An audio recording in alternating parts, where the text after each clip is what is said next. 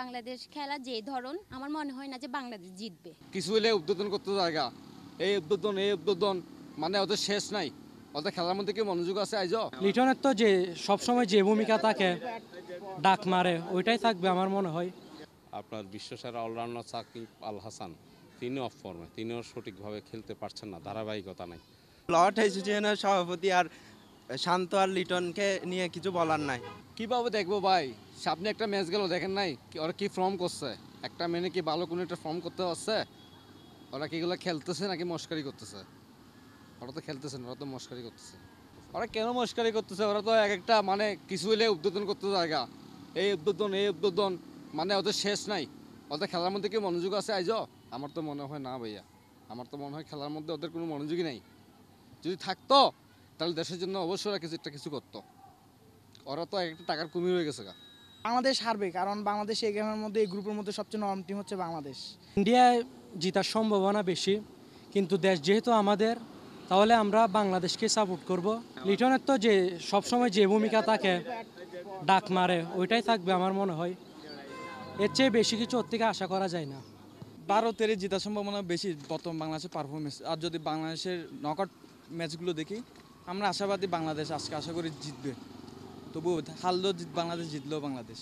আসলে ভারতেই জিতবে, কারণ হচ্ছে এখানে তো আমাদের বোলিংটা ভালো হলেও ব্যাটিংটা তো ভালো না, তাই ভারতই জিতবে। লর্ড অ্যাসোসিয়েশনের সভাপতি আর শান্ত আর লিটনকে নিয়ে কিছু বলার নাই।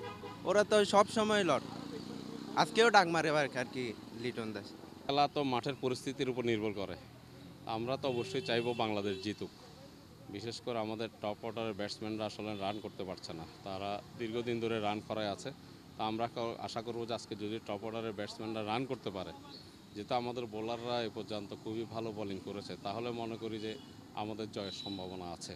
অনেক খেলোয়াড় পাইপলাইনে এখনও রয়ে গেছে, সেই পাইপলাইনের খেলোয়াড় আরও দু একজন হয়তো বা টিমে রাখলে তাহলে ভালো হতো। কারণ এখন আপনারা দেখেন যে যারা টপ অর্ডারে ঘুরে ফিরে খেলছে তারা কেউ কিন্তু রান পাচ্ছে না, শুধু লিটন দাস না, আপনি আর বাকিও কয়েকজন যারা আছে তারা অফ ফর্মে। আপনার বিশ্বসেরা অলরাউন্ডার সাকিব আল হাসান তিনিও অফ ফর্মে, তিনিও সঠিকভাবে খেলতে পারছেন না, ধারাবাহিকতা নাই। তো আমরা আশা করব আমাদের যে প্লেয়াররা রয়েছে তারা যদি ফর্মে ফিরে আসুক। আর অফ ফর্মে আসলে যারা আছে তারা ইনফর্ম হতে কতদিন সময় লাগবে সেটা এখন ভাগ্যের উপর ছেড়ে দেওয়া ছাড়া উপায় নেই। কারণ আমার মনে হয় না বাংলাদেশ ক্রিকেটে এখন পর্যন্ত পাইপলাইনে ওই ধরনের অনেক বেশি খেলোয়াড় আছে যাদেরকে হয়তো ঘুরে ফিরিয়ে খেলানো যেতে পারে। অবশ্যই বাংলাদেশ, আমি বাঙালি হিসেবে বলি। এবং যদি আমরা বিশ্বকাপের খেলাগুলো দিয়ে দেখি, বিশ্বকাপের যতগুলো খেলা হয় ভারত বাংলাদেশের, তখন দেখা যায় কি বিশ্বকাপের ম্যাচে গিয়ে বাংলাদেশ কিন্তু উইন করে প্রায় সময়। ঠিক আছে, তার জন্য আমার মত হচ্ছে যে আজকে বাংলাদেশ জিতবে ইনশাল্লাহ। আর বাংলাদেশের ওপেনিং জুটি বরাবরের মতো ব্যর্থ স্টিল নাও এখন পর্যন্ত। মিডল অর্ডার হয়তো বেটার করবে, আমরা আশা করতেছি মাহমুদুল্লাহ আগের মতোই ম্যাচ ধরবে হোপফুলি আর কি। আর বোলিংয়ের ক্ষেত্রে যদি তানজিম সাকিব আল হাসান ওরা যদি ভালো কিছু করতে পারে, হয়তো বেটার কিছু রেজাল্ট আসতে পারে। But at the end of the day you have to believe this India would win the match. আমি যেহেতু বাংলাদেশের নাগরিক, সেহেতু আমার প্রত্যাশা ইনশাল্লাহ বাংলাদেশে জিতবে। বাংলাদেশ এখন পর্যন্ত যেগুলো খেলছে মোটামুটি ভালোই খেলছে, তবে বাংলাদেশের টপ অর্ডার ব্যাটসম্যান যারা আছে তারা ভালো রান পাচ্ছে না। বাংলাদেশের বোলিং স্টাইল এবং বোলিং লাইনে যারা আছেন তারা মোটামুটি ভালোই করছেন। তো ব্যাটসম্যান যারা আছে, ফার্স্ট সবল টপ অর্ডার ব্যাটসম্যান যারা আছে প্রথম সারির, তারা যদি ভালো রান তুলতে পারে ইনশাল্লাহ আশাবাদী বাংলাদেশ জিতবে। কনফার্ম আমাদের 100% শিওর এটা ভারত জিতবে, কারণ আমাদের ব্যাটসম্যানও ভালো নাই, আমাদের বোলিংও ভালো নাই। আমার মনে হয় ভারত, কারণ বাংলাদেশের খেলা তো আমরা মোটামুটি সবাই দেখি, জানি কেমন, এই কারণে আমার মনে হচ্ছে ভালো। বাংলাদেশের খেলোয়াড়দের যে অবস্থা, মনে হয় না বাংলাদেশ জিতবে। আমরা আশা করছি বাংলাদেশ জিতবে। প্রথম চারটা হচ্ছে লর্ড। এই লর্ড নিয়ে ভাই খেলা হবে নাকি? এই লর্ড নিয়ে কেউ বিশ্বকাপে যায়? টিম ম্যানেজমেন্ট হচ্ছে একটা পাগল। গাজাকে ভাই টিম সিলেক্ট করছে, সাকিব আল হাসান তো বাতি, এর লাগার কোনো প্রয়োজন আছে দলে? এই বুড়ো বয়সে এসে কী দরকার ভাই? এমপিগিরি করতেছে, এমপিকে করবে। এই বয়সে এসে খেলা খাওয়ার কোনো দরকার আছে?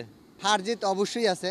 আমি দোয়া করবো যেন আমাদের টিমগুলা হারলেও যেন কি একটু ভালো মতো হারে, জেতার আগ্রহ আমরা সবাই থাকে, কিন্তু হারলেও যেন একটু ভালো মতো হারে। আর জিতলে যে বোলিংগুলো আছে সবাই যেন ভালো করে, ইনশাল্লাহ। ব্যাটিং অলরাউন্ডার এখন শুধু রান পাচ্ছে যে শুধু মাহমুদুল্লাহ ভাই আর তৌহিদ হৃদয়, পাশাপাশি সবারই ভালো করার কথা। একজনে কি করবে, দুইজনে কি করবে? আমাদের দেশ ভালো ভালো দলের সাথে জিতলেও এই ইন্ডিয়ার সাথে জিতে উঠতে পারে না, কারণ হয়তোবা আম্পায়ারের বিতর্কিত এই সিদ্ধান্তের কারণে হতে পারে, না হয় বিভিন্ন রাজনীতি প্রেক্ষাপটের কারণে হতে পারে।